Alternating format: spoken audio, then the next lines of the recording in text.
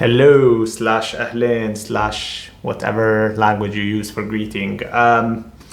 I have been talking to my grandma and mom over the last couple of days, and they've given me this great idea to kind of use this opportunity against my nice bookshelf, colorful bookshelf, so that you can deduce that I'm a learned man who reads and writes, to basically go through a bit more about the book I've written. So this is this one, The Woes of Osroes. It's a bit flipped, so you're gonna have to like reflip it in your minds. But yeah, you can order it wherever. I'll put some links, I think, in the description. But yeah, it's an opportunity for me to reflect on what I've written by reading a bit of it. So I'll go through, there's 12 different parts, and I'll read a bit of every single part over the next 12 episodes of whatever this turns out to be. And I'm still kind of learning as I go along. And yeah, I'll use this as an opportunity to also maybe give a bit more insight of what my thought process was with each chapter, with each part, and maybe a few tidbits about the book. And yeah, and it helps me reflect on what I've written, so I can, watch these back in the future and go like, you know what, this worked and this did not work, or what I wanted to, give across did not come across. This conversation, but also maybe perhaps in the future someone stumbles across this and was like, you know what, maybe I'll give that book a read. So this book I've been working on for essentially 5-ish years. I self-published it 3 months ago or so, something along those lines. So I've been working on it for 5 to 7 years on and off. To be honest, it started off as a collection of short stories. So when I was young, around the age of like 12, 11, I remember it was like, my mother was living in Dubai at the time. I decided it would be a good idea, because I enjoyed movies, I enjoyed watching movies, and I enjoyed reading books like Circuit de Freak. I enjoyed reading A Series of Unfortunate Events, and a lot of like young, well, I want to say young adult, but it was mostly like teen and young books, I would say. I was obsessed with Darren Chan, so everything Darren Chan, the saga of Large and Krebsley, Zombie, all those like fun young horror books, Goosebumps as well. Fortunately, I didn't read much Arabic literature, which I'm trying to compensate now. Not in this shelf. There's a shelf above that's full of Arabic literature. But yeah, so the idea was for me to start writing some short stories, because I just enjoyed stories, and I was like, you know what? So I remember the first one I wrote was, I believe the first one I wrote was about a lawyer at the time called John Frederick. And the idea was that he would be living in this apartment, and it was just a very sort of noir-esque tale, a bit gothic vibes. He's not, he's this person who's almost fed up with life. He's still sort of seeking justice in some shape or form, but he's almost battling with that. He's almost like eroded a little bit by life. He's worn, and in the similar state that his building exists. It's a dilapidated building. He's very much a dilapidated man. I don't know if you can use that word in that context, but I am. So yeah, the idea was, okay, so this is one short story. It was very simple. It was very at the time it was a bit edgy, anti-society, sort of like, everything, all the world is against me, and I need to be, I need to kind of step up along the way. But it was mixed with the horror element. So essentially John Frederick would be approached by this person that knocks on their door and gives them a file where, there's this sort of murder that happens. And then they go, and then suddenly, they try to chase this murderer, but they go out of the building, and there's this fog, and they can't seem to find who's around them. And then suddenly they get hit by a car, but they don't. They wake up from a trance. They were in a trance. What was a trance? Well, something saved them. So that was the initial short story. It was a bit messy. It was all over the place. And then I wrote another short story, which was called, at the time, Spaghettification. And it was about essentially a woman lost in a black hole in space, and her battling with these last moments before she eventually died because the black hole would consume her in. I had another short story which was about, well, it was like sort of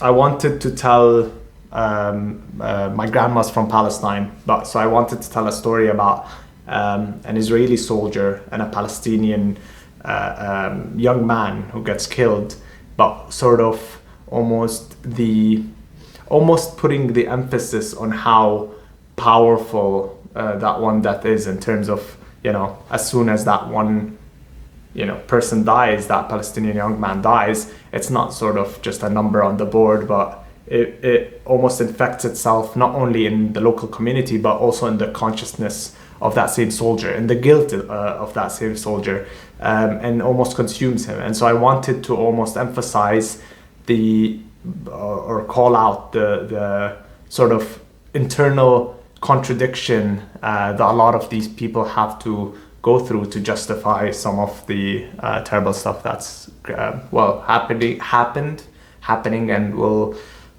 continue happening unless we continue our struggle. Well, we do what we can, but yeah. So I just obviously wanted to I ended up. So I went on a bit of a tangent, but it was important.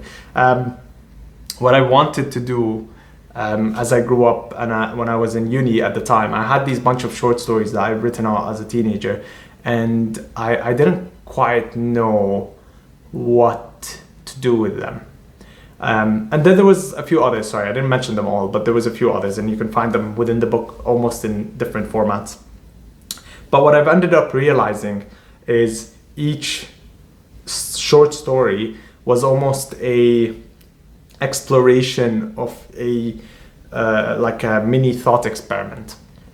And so what I wanted to do was I wanted to create this character, Solomon Osroes, who essentially goes through the journey of battling between two contradictions. In his head, there are two contradictions anyways to begin with. His identity, which grounds him, and he manifests that as sort of the river down below. He's part of the river people, and sort of his potential, which he sees as this sort of the mountaintop that he could possibly reach. But he sees that almost as a sort of like, okay, for me to reach the mountaintop, I have to forego my identity, the river people. But he's sort of going through that internal battle. But within that journey, he's also trying to reflect on all these mini questions that he has in his mind. And they end up kind of coming to the forefront in the form of trances or manifestations, sort of like dreams, but maybe more lucid and more intense. So yeah, that was the sort of broad idea, is that I can bridge these short stories that they're sort of like the same thing that a normal person would experience in a dreamlike state, but that's more intense. But they're always reflective of real world problems and scenarios. I guess most stories are in that sense.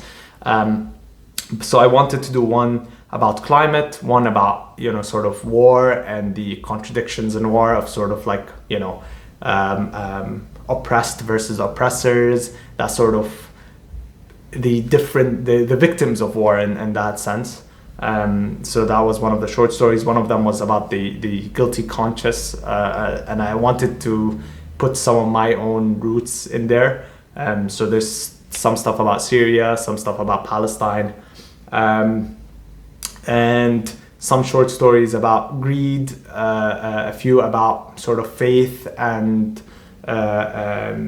what they call it, battling with that sort of familial distance. Like, how do you keep a sense of community when you're far away from the community that you have already established during your upbringing? So when you're kind of taken out of that community, is that, how do you find that sense of community back? So that there was a couple of questions where like, oh, is my home here? Is my home there? Back home, where you consider home. Is my home within a person? And if my home is within the person, then am I just looking at this person as a sense of home and not as, as another person? Am I kind of sort of attached to them because what they represent to me in terms of the comfort and the sense of community they bring?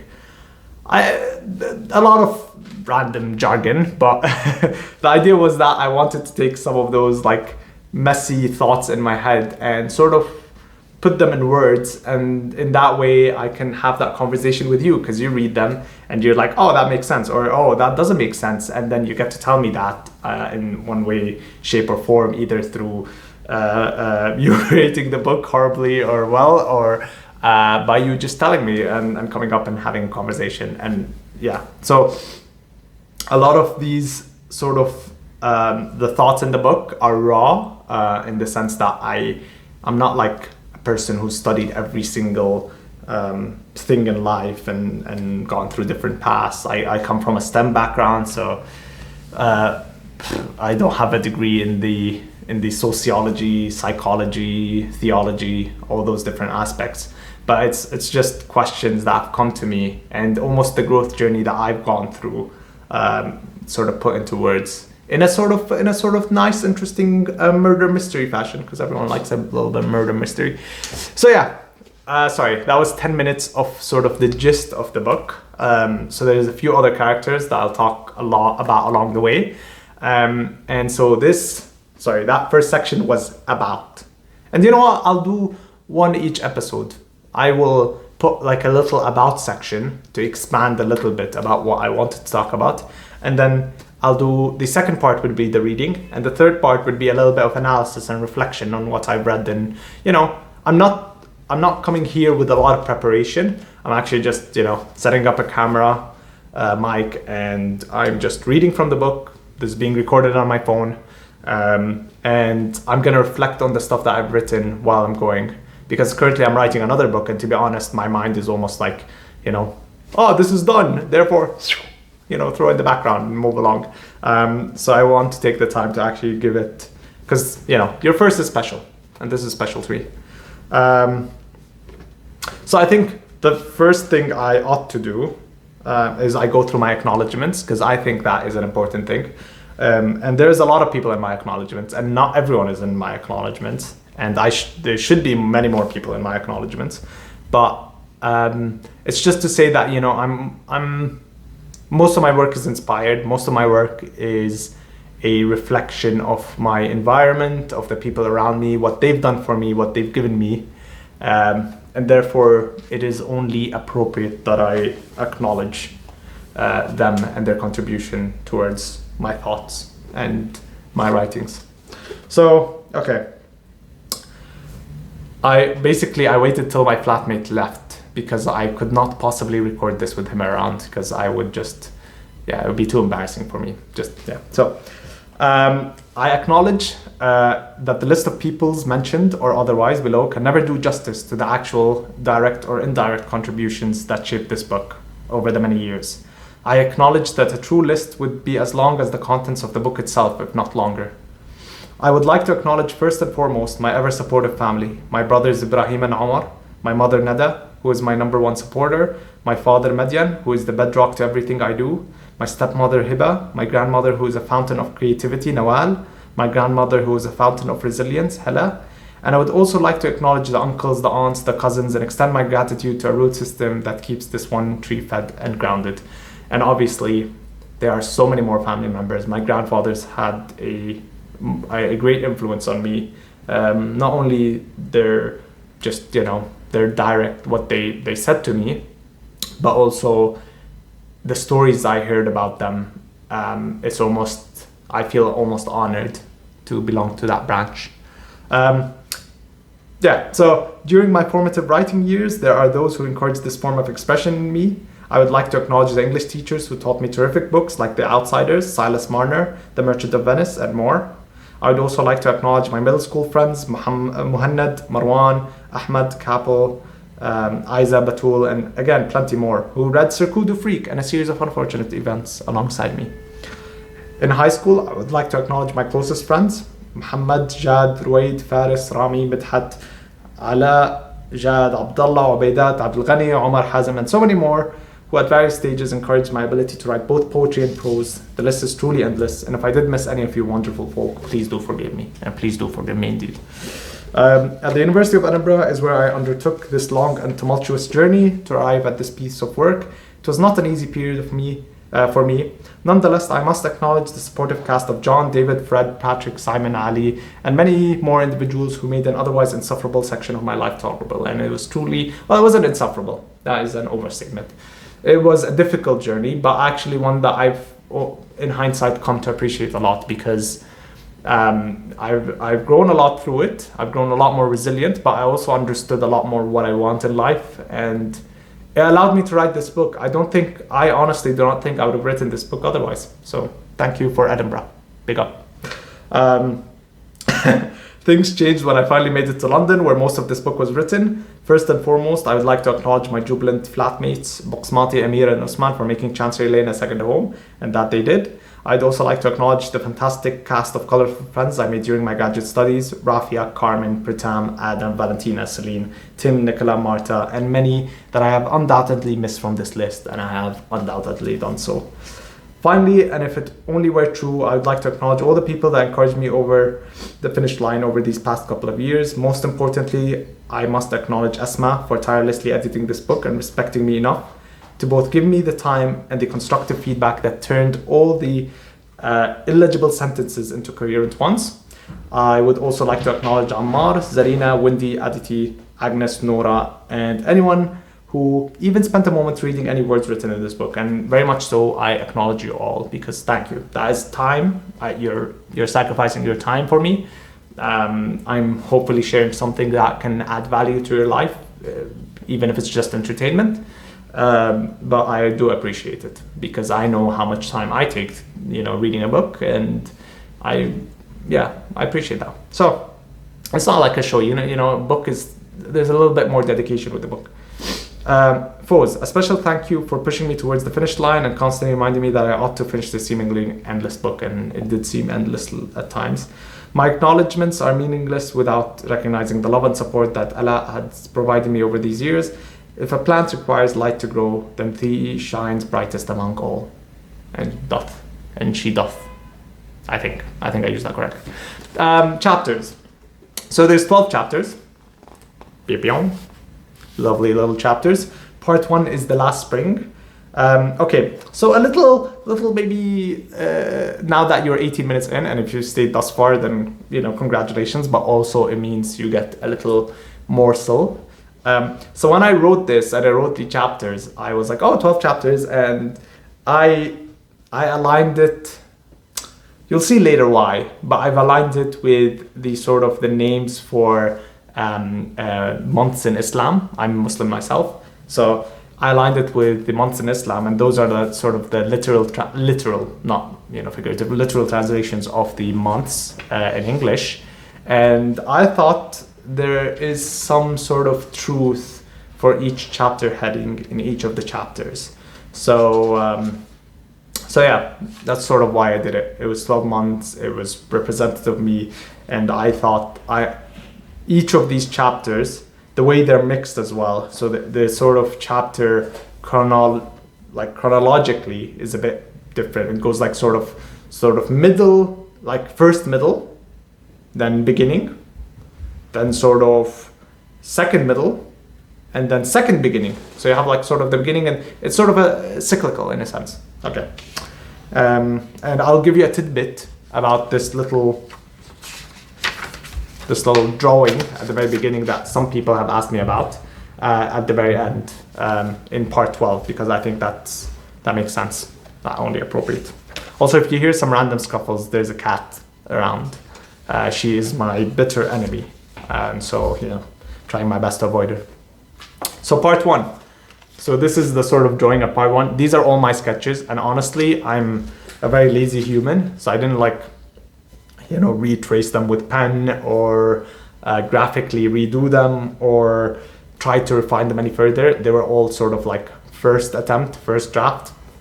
And you know what? I enjoyed the process, and maybe next time I'll refine it further. But for a first book that's cost me a lot of my life, I want it to be done, and therefore I am. Okay, part 1, The Last Spring.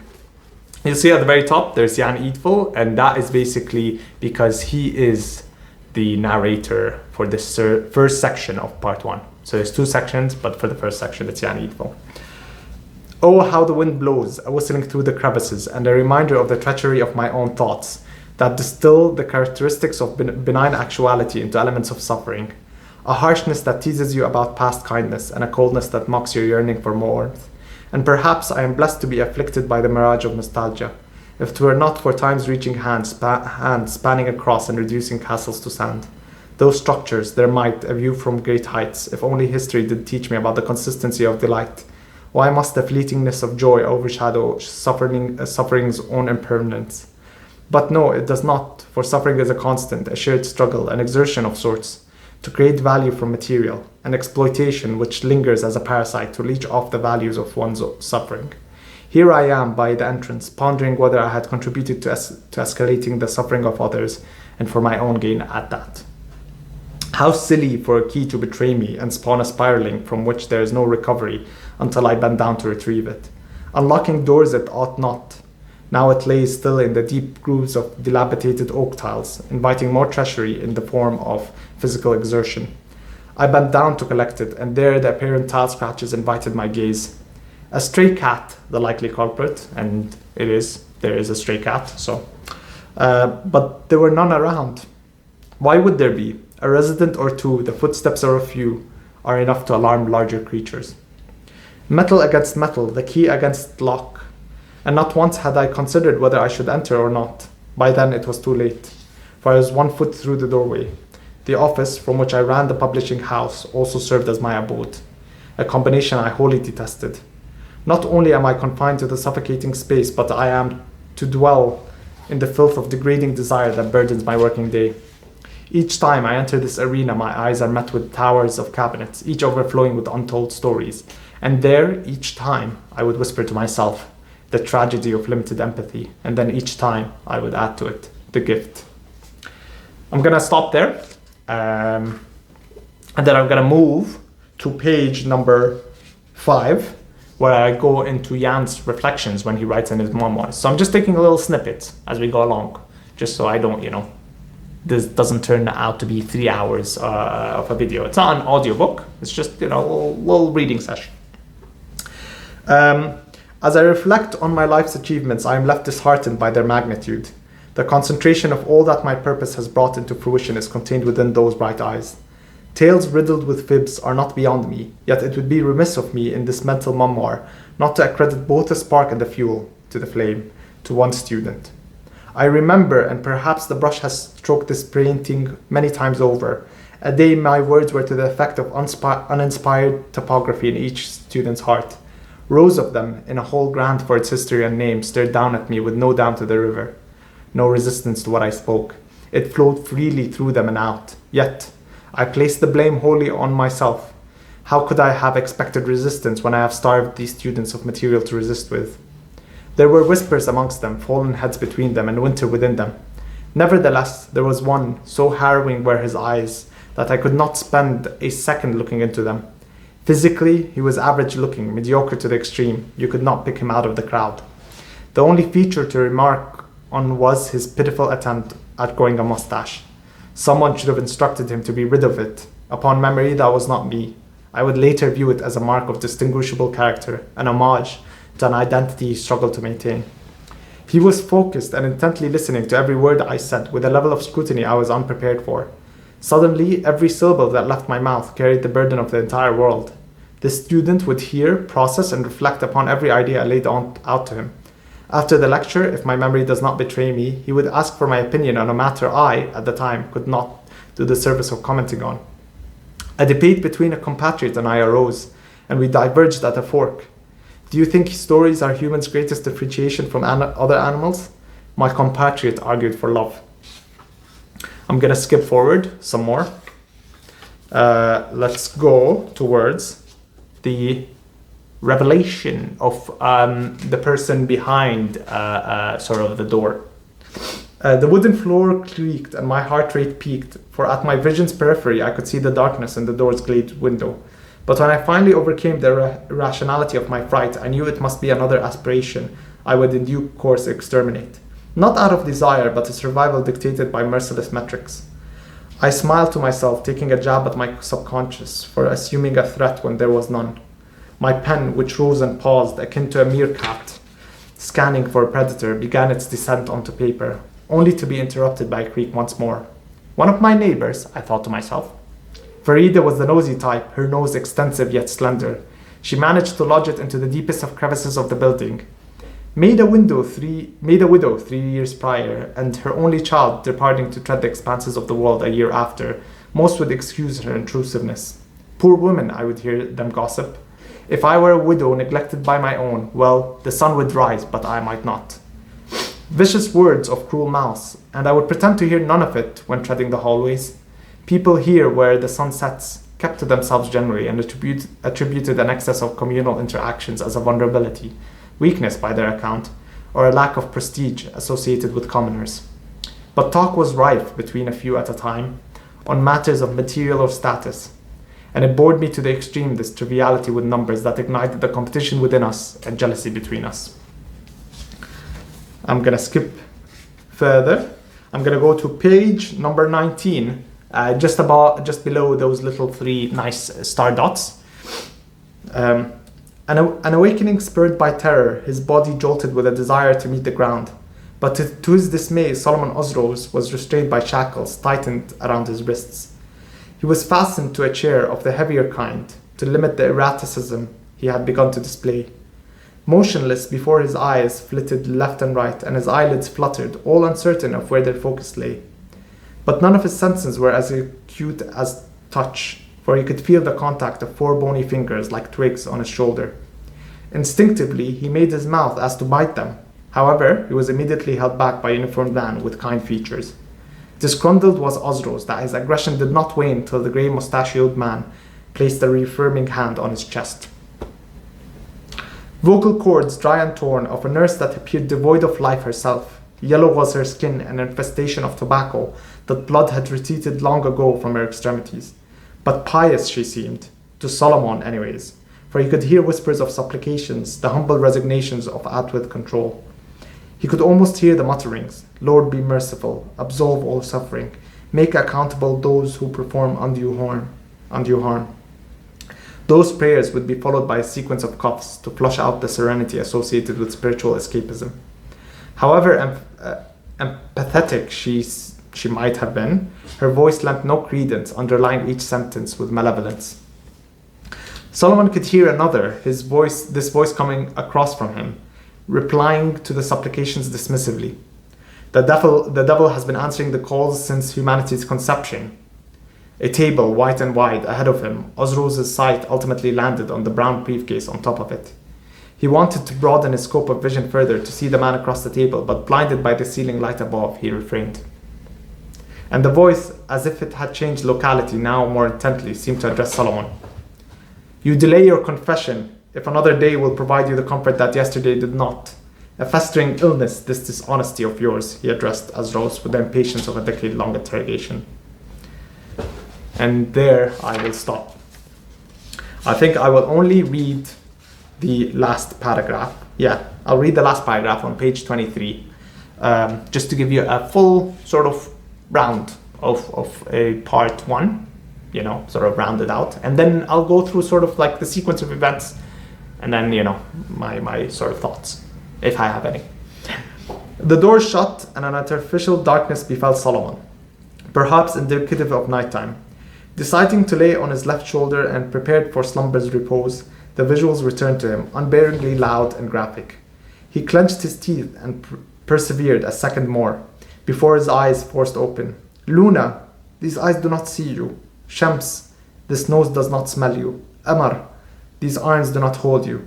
Why have I abandoned the Balikh River, its flow that washes away anxieties of the future?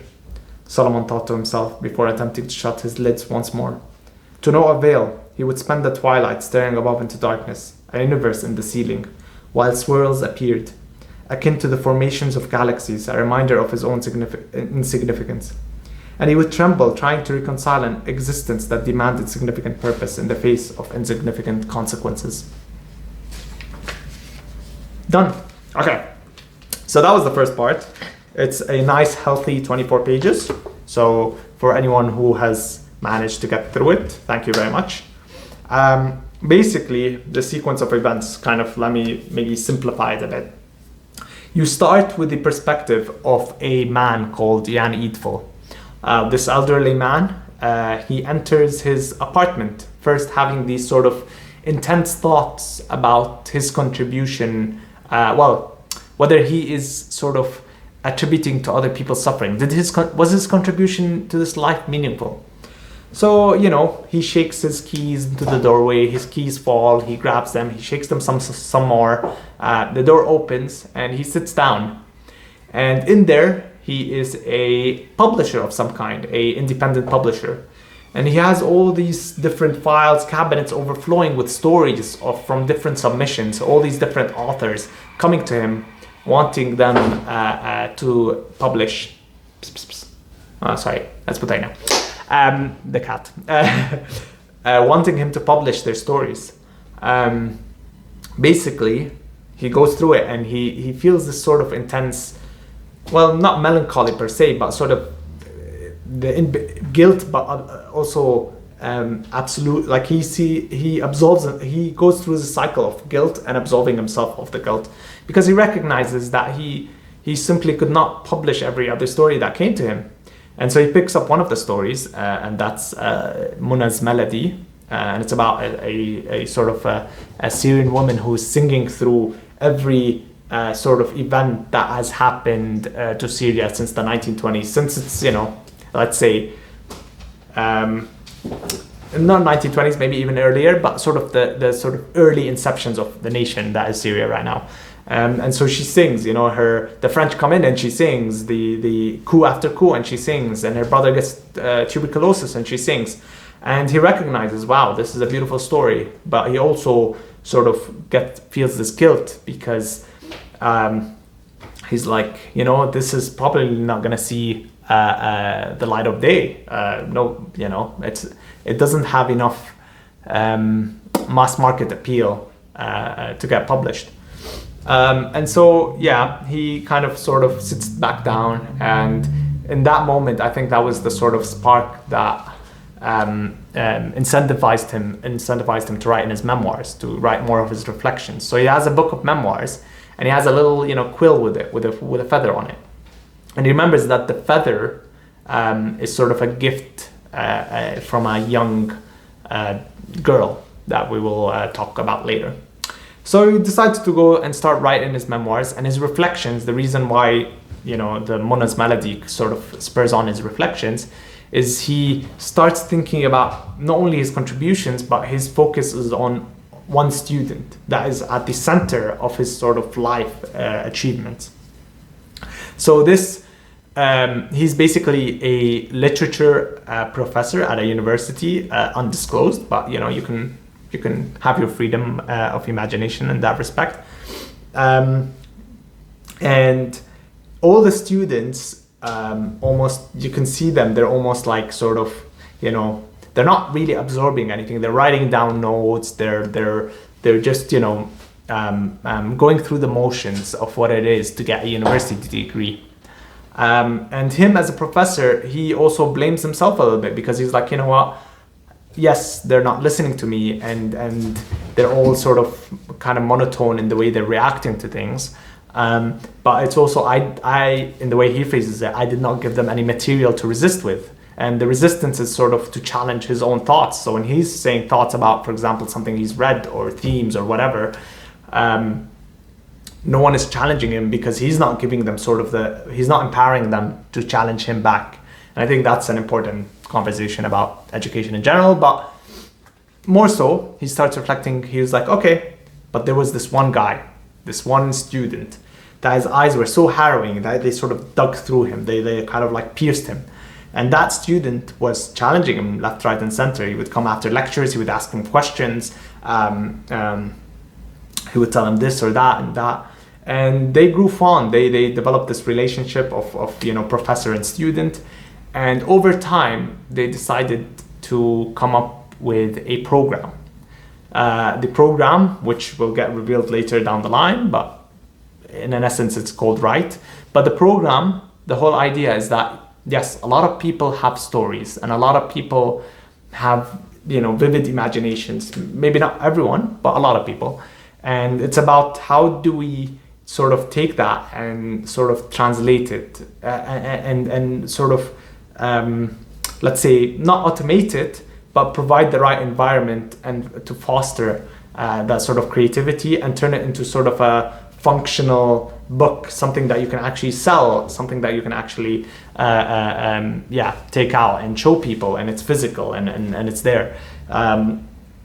So the idea was for them to create a program where people essentially had rigid sort of routines that would ensure that what they create was original, that they're forced to be productive in their writing, that it wasn't enough to be talented or creative.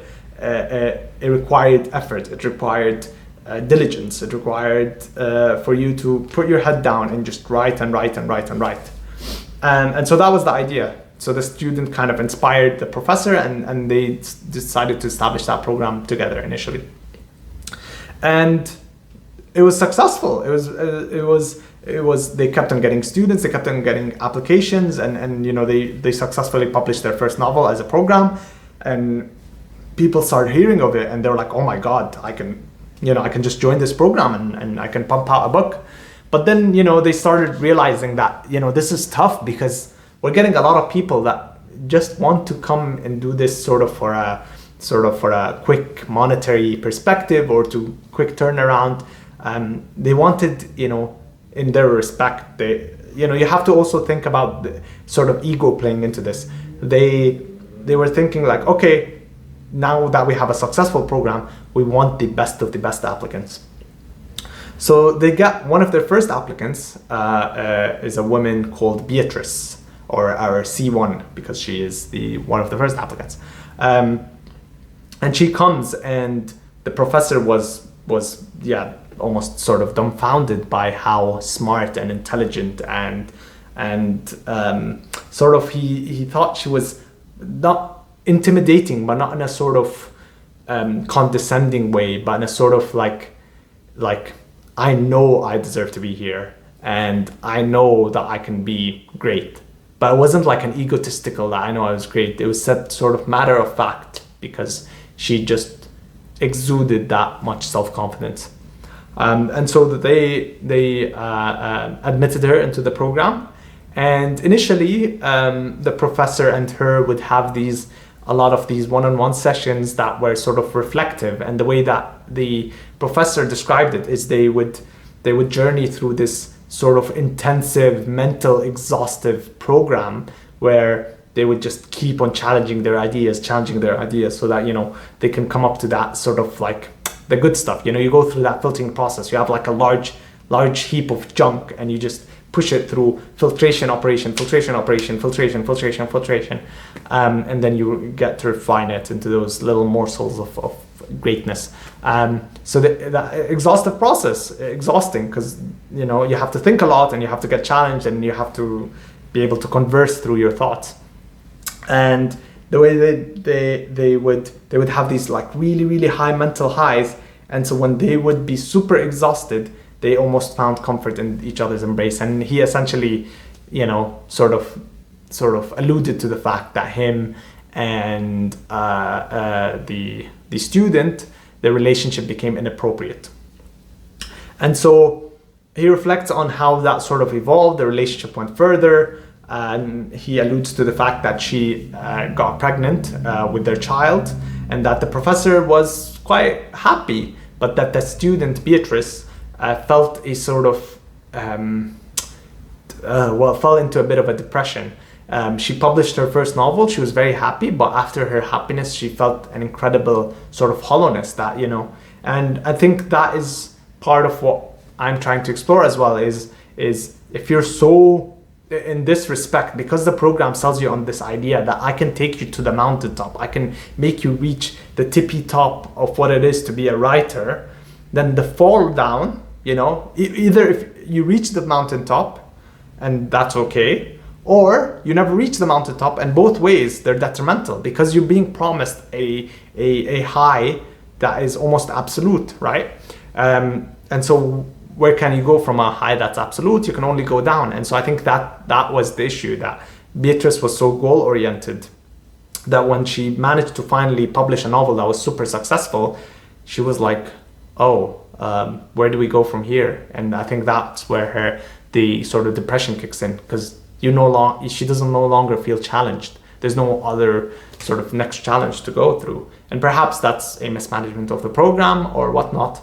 But what ended up happening was that happened with Beatrice, and they had the child, and Jan decided to hide Beatrice and the child in sort of like a back room in the facility and to monitor, because Beatrice was going through this depressive psychotic episode.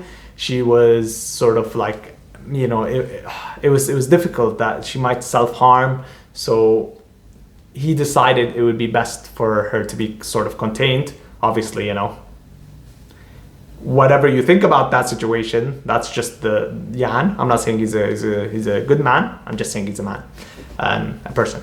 And so he decides to do that, and then Beatrice, in sort of one of the days, decides to end her life and the baby's life, and sort of Jan laments that decision, and he's both also angry by it. He pities her, but he's like, how could you do such a thing? And he decides to bury the body along with one of his editors. So basically, the way it works is you have the writers, who are the program applicants, and you have the editors, who are like sort of the guards or the teachers, or not teachers, but sort of the enforcers, to make sure that you get your novel done. Dun, dun, dun. So it's very systematic. Editors important, and I love editors. Don't get me wrong. Just that was the sort of symbolically, that's what I wanted to use because I thought it was a bit funny. So yeah, editors. Dun, dun, dun. So he decides to bury Beatrice and the child on the right ground in sort of the garden behind the building, and then he goes and he also reflects in his memoir that he failed that harrowing student. So I don't want to reveal the student yet, but you can almost tell who it is because main character. Well, okay, I can reveal it. It's Solomon Osroes. So he almost describes his failure towards Solomon Osroes. He's like, this program that, I promised this student that I'll take him to the very top. And now I'm realizing that the student has almost, ever since the program has retired, which we'll reflect on later. So that decision gets addressed later in chapter 7, I believe. He talks about how he feels like he failed Solomon because, he was a student and he promised him to guide him along the way. And then when it got a bit difficult, he was like, yeah, basically he guided, the way he describes it is, I guided you towards a sort of lava pit. And when you fell in the pit, I was like, well, okay, bye. I didn't help you out. And I let you sink in that sort of hellish pool. So that's him writing his memoirs down. And then suddenly he's stopped, he stops in place because he hears a creak at the door. And he looks around in fear and he's like, oh, what is this? I live on my own. The building, is old. There's not much movement around me in this area. This is my little office / home because I work. My self-publishing is from this little nook in the dilapidated building. I like using that word a lot. Also, you'll notice I use a lot of out with, which is Scottish and not technically I shouldn't be using it technically, but I love it because within, out with, just smart. I think I like that sort of mirror. Good one, Scottish people, and I will never stop using that word. I like it. So in the building, he hears that sort of creak, and he feels a bit of fear, and then he doesn't understand what's happening, and he calms down a bit. He's like, okay, you know what, that creak must have been my imagination, and then he suddenly sees a shadow, and then he sees a file sort of pushed underneath his door, just underneath his door, sort of like the slit just underneath the door. It gets pushed in, and he's shocked, like Jan is just in place, like still in place, and then he doesn't know what to do, and sort of he runs around, he looks around, he's like frantically doesn't know what to do, and then he sees those fingers coming from underneath the door trying to retrieve the file, almost as if the person who pushed the file in made a mistake. He's like, can I get the file back actually? But then the person hears Jan move, and then they bolt, the shadow disappears. Jan jumps up, he takes the file, and he collapses back onto his bed, and he opens the file, and in his first head he's thinking, like, this might be another sort of writer submission, some writer coming and trying to throw his little submission in there, and Jan is intrigued. He's like, okay, let's see what you got. He opens it, and he realizes there's a little confession in there. Well, not a confession, a sort of request writing of sorts, and it's this whole sort of tirade about I need to be absolved, and is the devil within me? Am I good? Am I bad? Am I moral? Am I base? Am I, it's sort of this sort of rambling of a man battling between two sides of the moral spectrum that he goes through. Is he good? Is he bad? Who knows? And he's almost disillusioned. And so this is the sort of paper, it just ramblings. You can find it. I like that sort of rambling. But as you can see, I ramble a lot. What ends up happening is that within the file, he finds these 3 photographs, and these 3 photographs he sees, well, I can't phrase it any other way. He sees dead bodies, and they look absolutely horrific. There's sort of sunken orbitals, sort of rib cages shown. Like some of the bone is like very exposed. One of it is sort of rotten flesh, and you can't see. One of has a blanket around. There's like little. So basically, there's sort of 2, one like larger skeleton, and then one mid-size and one very small one. So your mind sort of like goes into that whirlwind, and so Jan is like absolutely shocked. He doesn't know what to think. He has a suspicion of who this might be, but he just doesn't know what to think. He's like, what is this? So he puts on his robe, and he decides to run after the person who dropped this file. He runs up his sort of abode is in like sort of the bottom area. He runs up the stairs towards the main entrance, jogging along, going through his building, his hallways, the creaking wooden floors. He gets to the doorway, he opens it, and it's very foggy.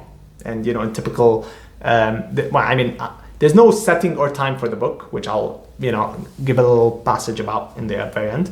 But he goes out, and it's very foggy, and he looks around, and he can't seem to make out figures. He's looking around. He's like, oh, is that a person? Is that a person? I can't quite tell.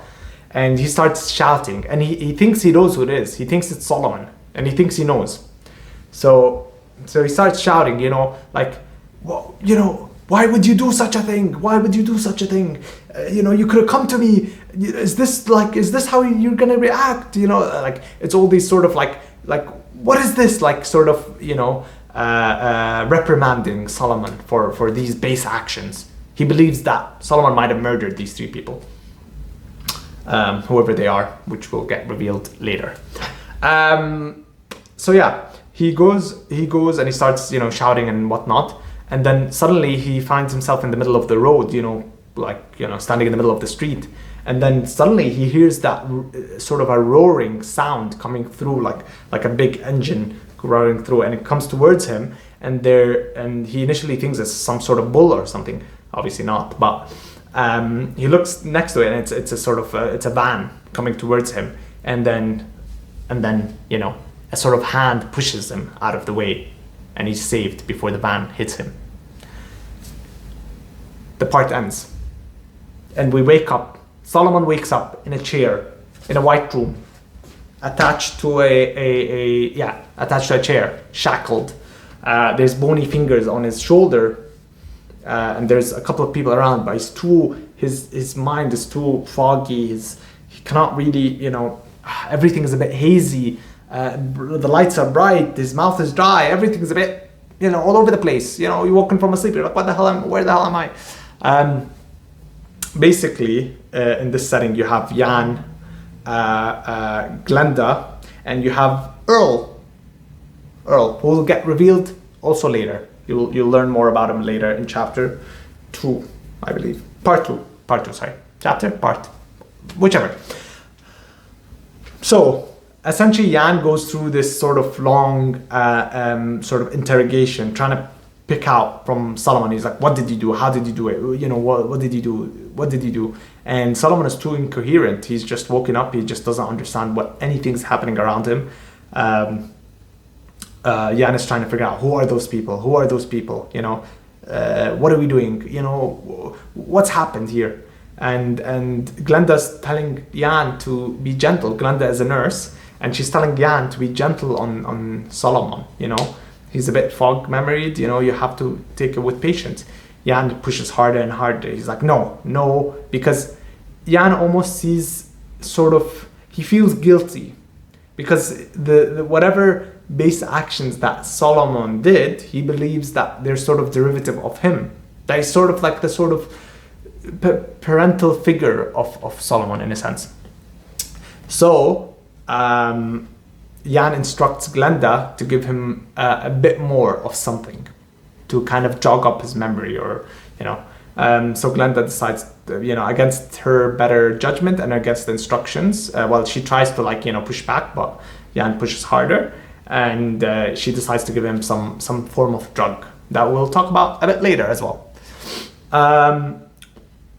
You end up with Solomon Jan instructing Earl to guide Solomon back to his cell, a little cell that we'll talk about again later. The entire setting we'll talk about, but essentially it's this sort of facility with many doors, and there's like this upper roof section, and in the roof there's like sort of balconies that seem inaccessible, all indoors, and then there's that little cells that are numbered C1, C2, C3, and so on, up to C12 and whatnot. So that's the sort of the synopsis and the plot of the sort of first part. I've been talking very long. I'm sorry. Just some thoughts I had. Basically, the reason why the book is timeless in a sense and settingless, like I never defined the setting and time, is because I want sort of the book to exist in partly in your imagination, in which you would assume Solomon Osroes' journey exists in, but also because I really want this to be more of a mental journey that's described physically. So all of the actions, all of the character movements are all physical in a sense, but the actual storyline or the journey that Solomon Osroes is going through in terms of finding the answers, in terms of recognizing where he is. Now he's lost. He's in the initiation point of absolute lostness, of absolute wandering. He does not know anything. He does not know time and place. And I want you to feel that same way. I don't want you to feel time and place. I want you to go on that mental journey with him to discover where he is, why he is, who he is, what he is, whatever is. So that's the idea. The idea is it's confusing, but it's only confusing because he is confused. And the man that is confused, you will kind of, hopefully that confusion will be alleviated as the parts go on. So that's sort of one of my thoughts. With the first part, what I try to kind of do is just introduce the sort of, not antithesis, but the second main character. So the main character is Solomon Osroes, but I wanted to show you sort of the perspective of Jan initially, because the idea is that I wanted to paint Solomon Osroes from the perspective of someone else that knew him prior to his lost state, that could tell you more about him prior to his lost state. could define the environment around him prior to his lost state. And because Yan is sort of there's sort of like a clash between Yan and Solomon as the book goes along, I thought that would be a good place to start it. So it starts from his perspective, but most of the book is written in third perspective, sort of a omnipotent perspective. But then there's one chapter, which is chapter 7, which is written in Solomon's perspective. And that deals with sort of the past and his relationship with Right, his relationship with Beatrice, and his relationship with other characters that will be revealed along the way, like Spud, Nickel, a few more here and there, Annabelle, and who not. So that was sort of the first part of this journey that we will go through. To be honest, I will refine it as I go along. I can see it says 55 minutes, so might as well get to the hour.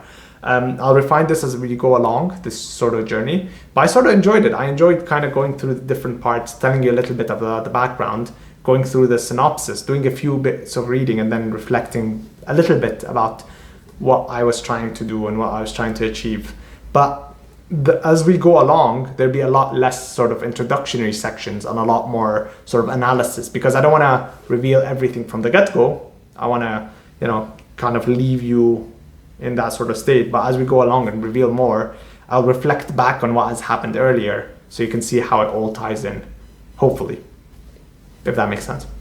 Okay, I'm gonna get a glass of water. Thank you, /shukran, whatever word you guys use to say, to express your gratitude in your language. I'm honored if you got into this sort of part of it. But I also really, really enjoyed this. This has been sort of, very enjoyable for me. Very, I don't know if cathartic is the right word. I don't think it is. But it's sort of, I feel a sort of relief of having done this, because, this has been an emotional journey for me, and being able to read it and talk about it and reflect back on it is really important for me, especially when writing the second book, which is not part of the same. It's a whole different novel.